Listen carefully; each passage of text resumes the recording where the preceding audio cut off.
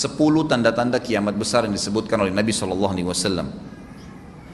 Kata beliau, amblasnya bumi di belahan timur yang pertama, terjadi gempa besar.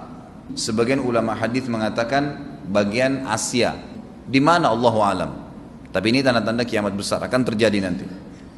Kemudian terjadi lagi longsor bumi di belahan barat.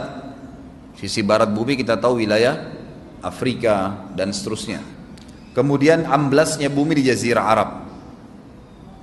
Ini yang dimaksud dengan amblasnya bumi, artinya longsor yang besar, yang sulit lagi untuk ditimbun, udah nggak bisa ditimbun, nggak bisa diperbaikin.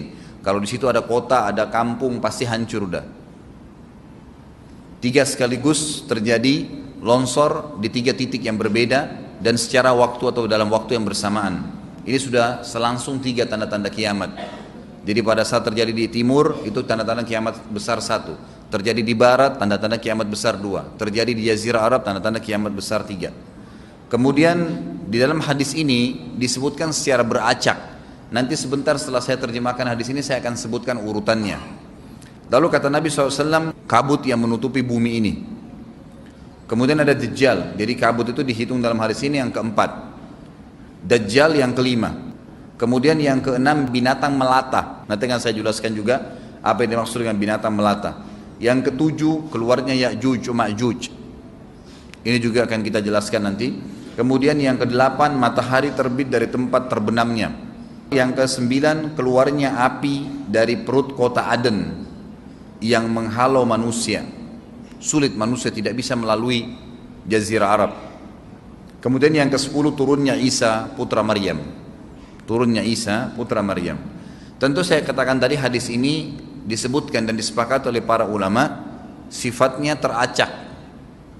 Karena cukup banyak dalil-dalil yang lain yang mengurut kejadian ini. Urutan yang pertama dari 10 ini adalah keluarnya Dajjal. Ini urutan pertama. Dajjal, jemaah sekalian, adalah diambil dari kata-kata Dajjalah yang berarti kekacauan. Ciri-ciri Dajjal disebutkan dalam banyak hadis yang sahih adalah mata kanannya yang paling pertama rusak seperti anggur kering. Kata Nabi SAW dalam hadis sahih, ketahuilah Dajjal buta mata kanannya dan Tuhan kalian tidak buta, karena dia akan mengaku sebagai Tuhan. Kemudian dia orangnya memiliki kulit yang kehitam-hitaman serta memiliki dahi yang lebar. Setiap orang beriman bisa membaca di dahinya tertulis 3 huruf kafara. Semua orang yang ngerti tulisan Arab, tidak ngerti tulisan Arab akan bisa tahu dan baca itu. Kafara, kufur. Rambutnya keriting dan orangnya tinggi besar. Kata Nabi SAW, kalau kalian dengar Dajjal keluar di satu lokasi, maka menghindarlah. Walaupun kalian harus lari ke gunung, dia akan keluar membuat kerusakan selama 40 hari.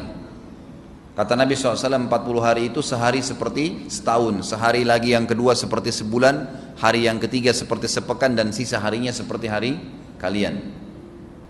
Dia akan keliling muka bumi semuanya, dan kata Nabi SAW, seluruh bumi ini akan dimasuki oleh Dajjal. Tidak tertinggal satu lorong, gang, jangankan kota atau desa, kecuali Dajjal akan masuk ke dalamnya, kecuali Madinah dan Mekah. Tidak bisa dimasuki oleh Dajjal. Kata Nabi SAW dalam hadis sahih, karena di setiap pintu gerbang Mekah dan Madinah malaikat menghenuskan pedangnya dan menghalau Dajjal sehingga Dajjal tidak bisa masuk. Pada saat dia tiba di Palestina, waktu yang bersamaan di kota Madinah berkecamuk. Kaum muslimin sepakat semua keluar untuk mengejar Dajjal dan membunuhnya. Keluar dari kota Madinah satu orang yang namanya seperti namanya Nabi Muhammad SAW, Muhammad bin Abdullah, dan dia dari turunan Nabi SAW juga. Dan orang ini punya julukan Mahdi, dikenal dengan Imam Mahdi. Inilah tanda-tanda kiamat yang kedua. Pada saat dia tiba di Mekah, dibaiatlah oleh banyak kaum muslimin, tidak disebutkan jumlah pasukannya, maka terbentuklah pasukan jihad yang mengejar Dajjal menuju ke Palestina. Lalu keluar tanda-tanda kiamat 3, langsung berentetan semua. Tanda-tanda kiamat besar yang ketiga adalah pada saat pasukan Imam Mahdi dengan pasukan jihad itu tiba di Darul Bayda namanya. Hadis menyebutkan di menara itulah, di masjid itulah Imam Mahdi mampir sholat asar bersama pasukannya. Dikatakan Isa alaihissalam akan turun sambil memegang kedua sayapnya malaikat, dan dari rambutnya yang basah meneteskan air. Maka dia pun turun, lalu kemudian dia masuk, dan orang-orang pada saat itu mengenalnya kalau dia adalah Isa, dan mereka sudah tahu ini masanya keluarnya Dajjal, ini Mahdi sudah ada, mereka tahu akan turun Isa, sudah ada informasi seperti saya sampaikan ke Bapak Ibu sekarang, itu muslimin di zaman itu sudah tahu semua. Sholatlah mereka, kemudian mereka menuju ke Palestina. Ringkas cerita adalah Nabi Isa alaihissalam akhirnya tiba dengan pasukan mujahidin di depan pintu gerbang Babulut. Dajjal mengatakan, bukakan pintu gerbang, mereka tidak akan mampu melawan kita karena pasukannya mereka banyak memang. Maka Dajjal dengan sombongnya menunggu di depan pintu gerbang. Pada saat dibuka, Dajjal kaget melihat ada Isa alaihissalam. Dan pada saat itu kata Nabi SAW, Dajjal faham kalau sudah tiba ajalnya. Begitu melihat Isa alaihissalam, dia lari dan badannya sambil meleleh di depan para pengikutnya. Pada saat Dajjal mati, pengikutnya pada ketakutan semua. Mereka anggap Dajjal Tuhan, mereka anggap Dajjal orang yang perkasa lah, orang yang kebal lah, beragam macam kelebihan. Mereka kaget pada saat mati, maka bertebaranlah mereka dan akhirnya mereka sembunyi di bawah pohon dan di atas batu. Kemudian batu dan pohon akan memberikan penjelasan, hai muslim ini Yahudi, bunuhlah. Maka dibunuhlah pada saat itu mereka. Lalu Nabi Isa alaihissalam memimpin di muka bumi, dan kata Nabi SAW, pada saat itu Islam, agama Islam yang dibawa oleh Nabi SAW akan masuk ke semua rumah di muka bumi, gak tersisa. Satu dunia ini semuanya Islam. Hadis sahih. Maka Nabi Isa alaihissalam memimpin pada saat itu, disebutkan dalam hadis 40 tahun dengan ketenangan, menerapkan hukum Islam. Semuanya beriman kepada Allah subhanahu wa ta'ala dan menjadi muslim. Setelah itu keluar tanda-tanda hari kiamat besar yang keempat, yaitu keluarnya Ya'juj dan Ma'juj. Nabi SAW sebutkan ciri-ciri mereka. Mata mereka sobekannya kecil sehingga mata mereka kelihatan seperti sipit, tapi bola matanya besar. Mereka memiliki rambut yang keriting, dan mereka memiliki poster yang umumnya seperti poster manusia. Ada hadis yang berbunyi mereka akan mendatangi sebuah sungai, kalau tidak salah namanya sungai Tibria, airnya banyak mengalir. Kata Nabi SAW, mereka semua minum air sungai itu, dan yang terakhir dari mereka datang sudah nggak dapat air. Artinya air sungainya habis diminum. Bayangin berapa banyak jumlahnya itu. Pada saat itu Nabi SAW mengatakan, Allah berfirman kepada Isa, berkata, wahai Isa, aku akan mengeluarkan hamba-hambaku yang tidak ada seorang pun dari kalian bisa mengalahkannya, termasuk Isa alaihissalam, nggak bisa mengalahkan. Maka selamatkanlah dirimu bersama dengan pengikut-pengikutmu ke Gunung Tur namanya. Jadi memang Ya'juj ini ciri khasnya, kata Nabi SAW, mereka memakan apa saja. Jadi bukan seperti manusia normalnya. Mereka membunuh semua yang bukan seperti mereka. Sampai-sampai kata Nabi SAW, tidak ada yang bisa mengalahkan mereka, dan jumlah mereka sangat banyak. Salah seorang di antara mereka tahu dia akan mati kalau sudah punya 1000 anak. Kata Nabi SAW dalam hadis Bukhari, kecelakaanlah bagi orang-orang yang ada di Jazirah Arab. Kemungkinan besar makna ini adalah tempat mereka dekat dengan Jazirah Arab. Kata Nabi SAW, kecelakaan bagi orang-orang yang Jazirah Arab karena telah terbuka dari lubangnya Ya'juj Ma'juj sebesar ini. Udah kasih isyarat dengan jari ibu jari sama jari tengahnya. Artinya mereka sudah bisa melihat keluar. Pada saat mereka keluar, maka mereka akan mulai membuat kerusakan. Kata Nabi SAW di dalam hadis sahih riwayat Imam Bukhari, bahwasanya Ya'juj Ma'juj akan membunuh siapapun yang mereka temui. Bahkan pada saat mereka sudah merasa menguasai bumi, mereka melepaskan anak-anak panah mereka ke langit, lalu Allah menurunkan anak-anak panah mereka sebagai fitnah dipenuhi dengan darah. Maka mereka berkata, kami telah membunuh semua yang ada di bumi dan semua yang ada di langit.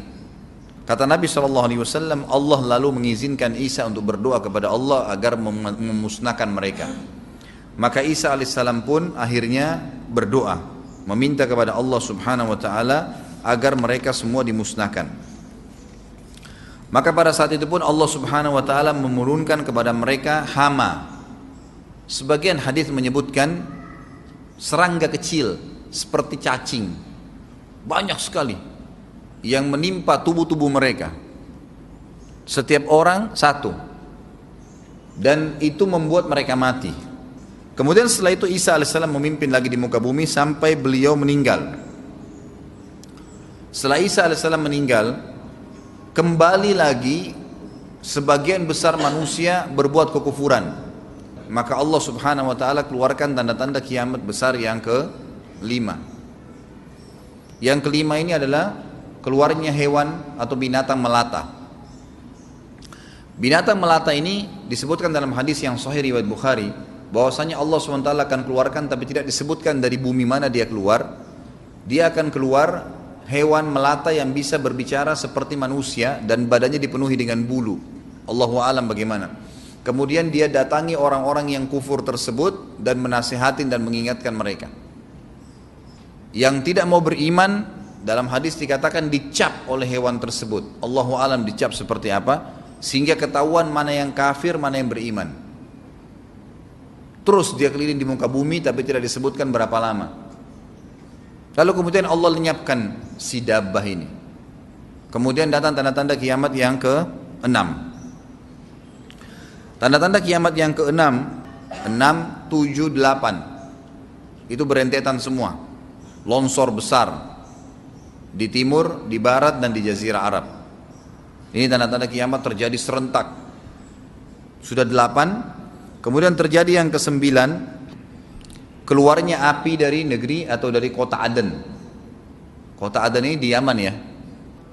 Tentu hadis menjelaskan tentang masalah api yang keluar ini, artinya api bukan main-main, ini bukan kebakaran sebuah masjid atau sebuah bangunan 10 tingkat. Api ini bisa menghalau manusia untuk jalan karena panasnya. Sebagian riwayat menjelaskan api tersebut akan berdiri seperti gunung yang besar dan dari seluruh pelosok dunia bisa kelihatan. Kita bisa bayangkan bagaimana itu. Yang akhirnya akan menggiring atau menghalangi orang-orang untuk jalan, susah.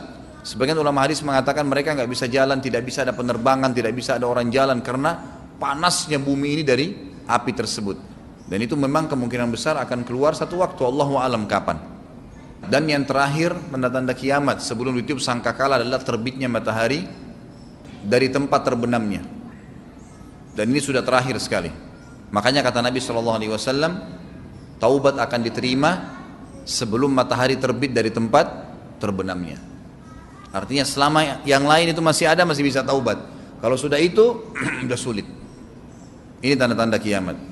Sebagian ulama memasukkan tanda-tanda hari kiamat kecil, ada yang masukkan tanda-tanda kiamat besar. Ada dua hal. Yang pertama itu adalah keluarnya Dzu Suwakatain. Ada orang dari negeri Habasyah dikenal dengan Dzu Suwaka. Dzu Suwaka ini sak artinya betis. Diberikan julukan Dzu Suwaka karena betisnya sangat kecil. Orang ini Bapak Ibu sekalian, kata Nabi SAW, akan menghancurkan Ka'bah.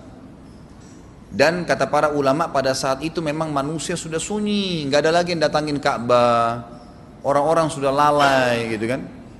Keluarlah orang ini. Makanya sebagian ulama masukkan dia tanda-tanda kiamat sebelum terbitnya matahari dari tempat terbenam. Ditambahkan ini yang ke-11 atau ini yang ke-10, terbitnya nanti kiamat yang ke-11. Kata Nabi SAW, dia akan mencabut batu-batu Ka'bah satu persatu sampai rata dengan tanah.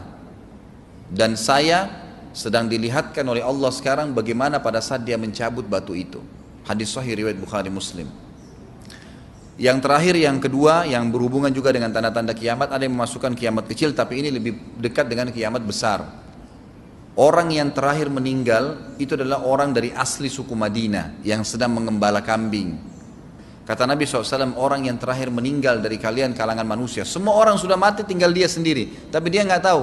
Dia lagi mengembala kambing. Kemudian dia masuk dengan gembalanya ke kota Madinah, ditemukan semuanya tidak ada kehidupan, nggak ada orang, nggak ada binatang, nggak ada apa-apa, tinggal dia sendiri. Pada saat dia meletakkan telapak kakinya di kota Madinah, maka pada saat itu dia meninggal. Dan inilah manusia terakhir meninggal sebelum ditiup sangkakala terakhir. Allahu a'lam.